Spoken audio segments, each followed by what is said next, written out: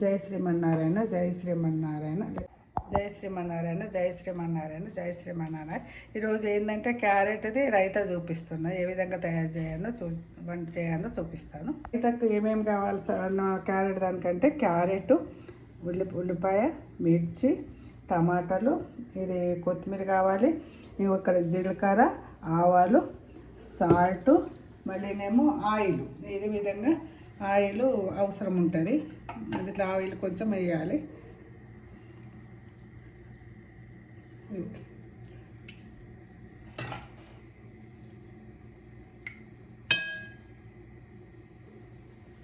క్యారెట్కి సరిపోయేంత ఆయిల్ వేసుకోవాలి.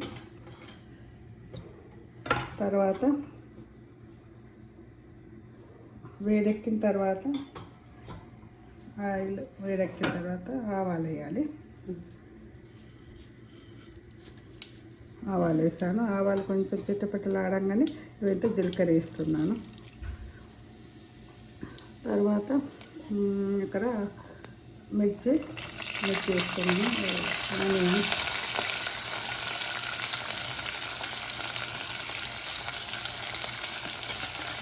క్యారెట్ రైతా పోస్తున్నాను.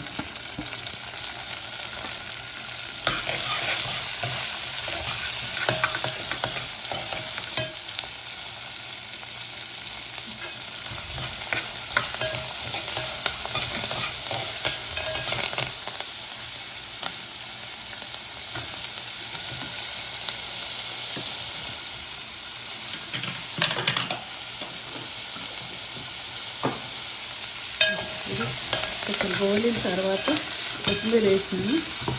తర్వాత సాల్ట్ వేయాలి. సాల్ట్ ఇంటికి సరిపోయిందంటే వేసుకోండి సాల్ట్. మీరు ఎట్లయినంటే వేసుకుంటే అంత. నేను క్యారెట్ మొత్తం ఒక 10-15 దాకా తీసుకున్నాను. తర్వాత సాల్ట్ ఒక స్పూన్ వేసుకున్నాను. కొంచెం పసుపు కూడా వేయాలి. పసుపు వేసినాను.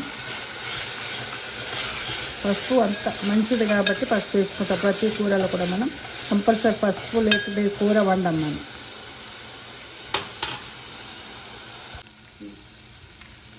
అల్లం వెల్లిగడ్డ వేస్తున్నా. కొద్దిగా పేస్ట్ ఉంది కాబట్టి.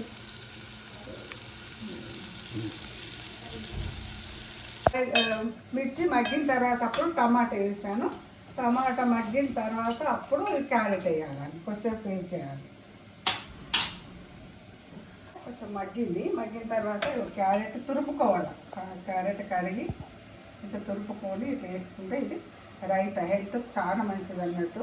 మళ్ళీ పెరుగు కలుపుకోవాలి లాస్ట్. అయిన తర్వాత ఇది అయిన తర్వాత కూడా మనం ఏం చేయాలి, కాస్త పక్కకు పెట్టుకోవచ్చు. దీన్ని ఈ క్యారెట్ ప్యాకెట్ పక్కకు పెట్టుకొని దీన్ని మళ్ళీ మనము పరాటా వేయచ్చు. క్యారెట్ పరాటా రొట్టెల్లో దీన్ని పెట్టి పరాటలాగా కూడా చేసుకోవచ్చు. 2 విధాలు చేసుకోవచ్చు ఇది అన్నట్టు.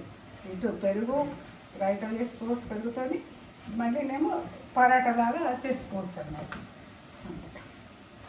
మగ్గినాక కొత్తిమీర వేసేస్తే అయిపోతుంది. జై శ్రీమన్నారాయణ. కూర క్యారెట్ కూడా రెడీ అయిపోయింది, మగ్గింది. అయిపోయిన తర్వాత లాస్ట్కి ఏం చేసి దించే ముందు కొత్తిమీర వేసేయాలి. కొత్తిమీర వేసేసి కలిపేస్తే అదే అయిపోయింది. రెడీ. క్యారెట్ కూర రెడీ. సర్వ్ చేసుకోండి.